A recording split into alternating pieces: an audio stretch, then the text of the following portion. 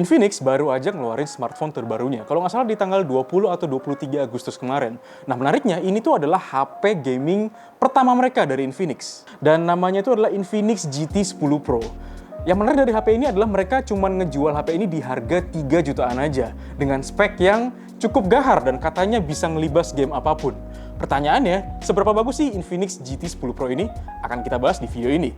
Bersama gue Yosi, selamat datang di Review Station.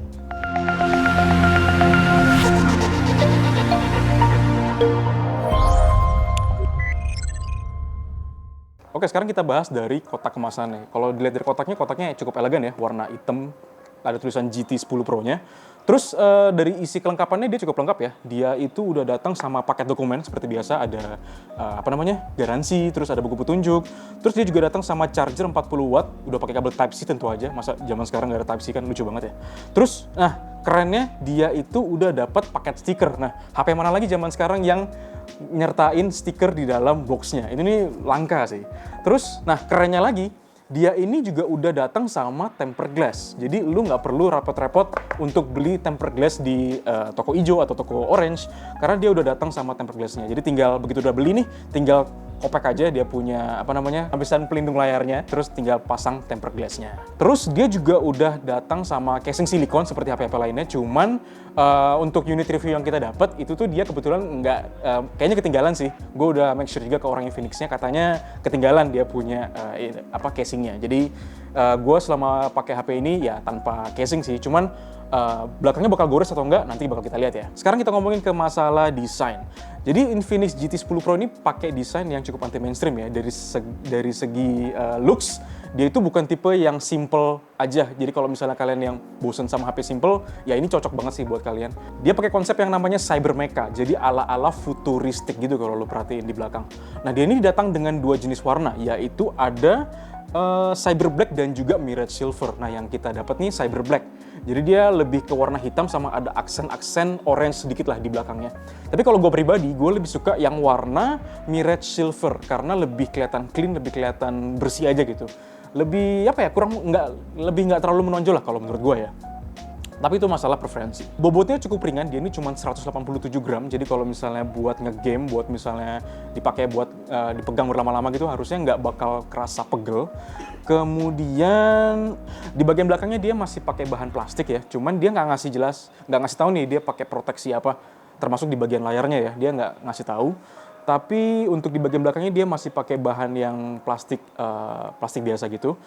Mengkilat, masih cukup bisa mengundang sidik jari dan itu cukup normal sebenarnya. Dan tadi gue udah bilang gue pakai HP ini tanpa casing silikon dan so far sih untuk penggunaan daily gue nggak ngelihat adanya baret-baret, termasuk baret-baret halus ya.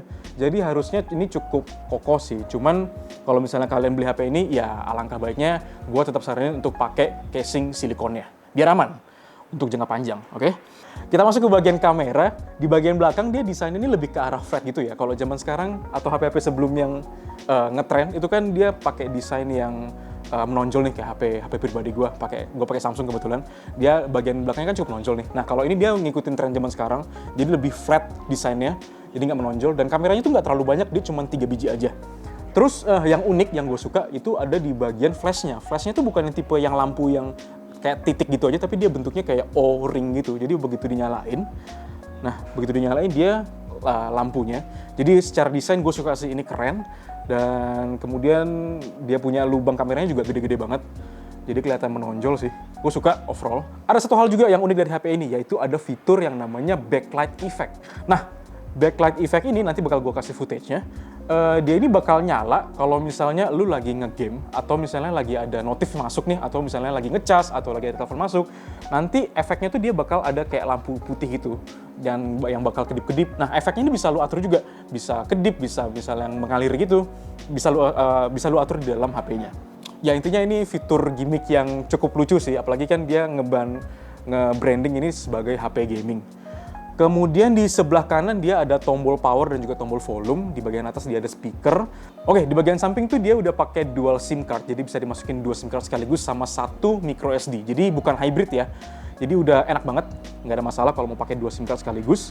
Kemudian di bagian bawah dia ada audio jack, ya ini masih pakai audio jack dan bagus banget tentunya. Dan udah pakai Type C dan juga ada lubang speaker. Masuk kita ke bagian depan, di bagian depan, nah ini menariknya lagi. HP ini tuh punya dua lampu flash kan nyebutnya ya.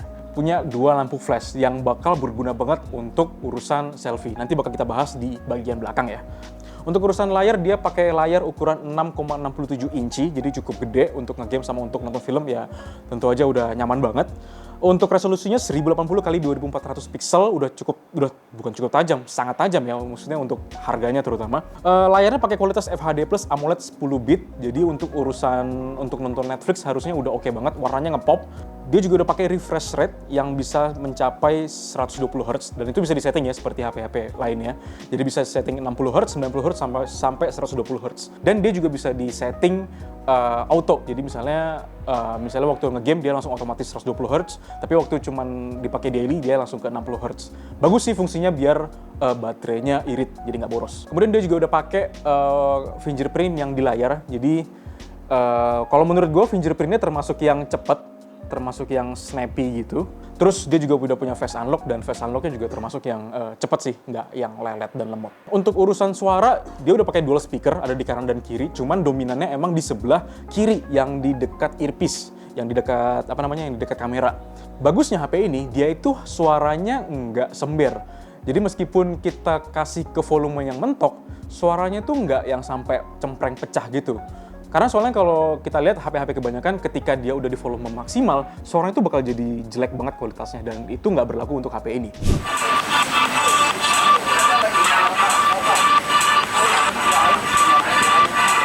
Cuma nih lucunya yang gue temu ya, ketika kalian nyetel suara di HP ini dengan suara yang cukup nyaring, nggak mesti sampai yang maksimal ya. Di bagian belakang deket area kameranya itu dia bakal geter. Kayak audionya itu saking kencengnya sampai HP ini geter. Cuman emang nggak sampai ganggu sih, cuman ya itu menurut gue agak lucu aja gitu, bisa sampai geter HP-nya. Gue ada nemu satu bug sedikit nih dari HP ini. Jadi ketika gue muter lagu di Spotify, ketika gue diemin aja HP-nya nih, otomatis kan HP-nya bakal masuk ke lock screen. Nah, transisi dari idle ke lock screen itu, dia lagunya tuh bakal sedikit putus, sekitar 1-2 detik. Nggak tahu ini mungkin cuman bug dari HP-nya aja ya, dan semoga bisa di-fix sama Infinix di update patch selanjutnya. Tapi nggak terlalu ganggu sih ya. Kemudian ngomongin soal konektivitas, dia tentu saja udah 5G. Terus NFC tentu aja udah punya untuk HP 3 jutaan zaman sekarang dan itu cukup normal ya. Untuk urusan storage dia cuma ada satu pilihan aja yaitu 8GB dan 256. Untuk RAM-nya bisa extended sampai 16GB. Dia pakai virtual RAM soalnya. Kemudian untuk baterai dia pakai baterai 5000 mAh yang udah bisa untuk daily use kira-kira bisa sehari setengah. Kalau misalnya buat ngegame ya paling 1 atau 2 kali ngecas tergantung intensitas ngegame kalian dalam sehari dan itu udah cukup proper dan normal lah ya untuk HP zaman sekarang. Untuk pengecasannya dia pakai charger 45 watt. Dari pengetesan kita nyoba 0 sampai 100 itu kurang dari 1 jam. Kurang lebih kalau nggak salah hampir 50 menitan lebih ya. Untuk zaman sekarang harusnya itu udah cepet banget sih untuk ngecasnya ya. Masuk ke bagian kamera, dia udah pakai kamera utama 108 megapiksel. Kemudian ada 2 kamera tambahan yaitu makro 2 megapiksel dan juga depth 2 megapiksel. Yaitu ya plus minus ya. Maksudnya nggak terlalu dipakai banget kecuali mungkin yang makro. Nah, sayangnya fitur kamera yang harusnya kepake banget yaitu ultra wide itu absen dari HP ini. Jadi ya mungkin buat yang mau beli HP ini ya itu patut dipertimbangkan lah, terutama buat kalian yang mementingkan urusan fotografi. Nah, untuk mode fotonya di sini dia tuh ada banyak, yaitu ada iCam, Beauty, Portrait, dan juga Super Night, dan yang itu bisa kalian pakai di situasi apapun. Tapi yang menariknya, di HP ini tuh punya beberapa mode film, alias mode video, yang bisa kalian pakai di segala situasi, dan ada banyak nih, ada Performance, Travel, Vintage, Family, Street, Superstar, Beats, Sport, Party, dan juga Motion. Dan ini tuh bisa kalian pakai di segala situasi, misalnya lagi travel, lagi misalnya buat ngambil video lagi di jalan gitu. Bebas banget sih, dan ini bisa kalian pakai buat berkreasi sesuka hati. Oke, untuk resolusi videonya ada beberapa ya. Ada 1080p, ada 720p, dan juga ada 4K. Dan itu berjalan di 30 fps. Tapi khusus untuk yang 1080p dia datang dengan opsi 60 fps. Jadi harusnya lebih enak kalau misalnya buat ngerekam. Kita juga ada ngetes perekaman yaitu di 1080p dan 60 fps. Untuk tes perekaman dan juga fotonya bisa kalian lihat di sini. Oke, jadi ini adalah pengetesan video siang hari pakai kamera depan. Nah, kira-kira kualitasnya gimana? Oke nggak? Dan suara gue kira-kira jelas atau enggak? Oke. Nah, kalau ini kita ngerekam pakai kamera utama. Kira-kira gimana kualitasnya? Suara gue jelas nggak ya kira-kira? Komen ya. Oke, ini gue ngambil video di malam hari. Kondisi lagi gelap ya, lampu juga minim. Gimana kira-kira goyang dan suara gue oke nggak? Oke, sedangkan ini gue pakai kamera selfie ngambil video. Ini kondisinya gelap banget. Ya kurang bagus ya. Gue ngambil pakai kamera selfie tapi dibantu pakai lightingnya, pakai lampu yang di selfie-nya. Ya jadinya muka gue jadi kelihatan jelas sih. Ini sumpah ngebantu banget lampunya. Keren. Oh ya, untuk perekaman videonya juga dia udah ada mode steady. Jadi kalau misalnya kalian ngerekam harusnya nggak bakal shaky banget. Dan itu udah lumayan lah ya. Kemudian flashnya juga bisa nyala gitu aja waktu misalnya kalian lagi ngerekam, jadi berguna banget. Terutama sih untuk kalau menurut gue yang kamera depannya ya, untuk flash depannya itu bisa dia nyala auto gitu, on langsung nyala gitu aja waktu kalian ngerekam. Jadi terutama buat ngerekam waktu kondisi gelap itu sangat-sangat berguna sih. Oke, untuk hasil foto di siang hari menurut gue udah cukup oke banget untuk harga 3 juta. Warnanya udah cukup ngepop tapi nggak terlalu yang berlebihan banget. Termasuk untuk gambar foto selfie-nya itu juga udah sangat proper, sangat bagus. Cuman emang untuk pengambilan foto di gelap atau di malam hari itu memang agak sedikit kurang ya. Maksudnya masih bagus, tapi udah ada, kalau kalian lihat tuh ada kayak blur-blur atau sedikit noise-nya gitu. Terutama untuk kamera selfie di malam hari menurut gue itu agak sedikit kurang begitu kurang begitu proper. Jadi gue saranin sih kalau misalnya kalian bisa ya ngambil gambarnya itu di kondisi yang agak sedikit terang atau bisa kalian manfaatin flash yang ada di bagian depannya. Itu udah cukup ngebantu sih kalau menurut gue. Oke, sekarang kita masuk ke bagian OS. Dia ini udah pakai XOS 13, basisnya adalah Android 13.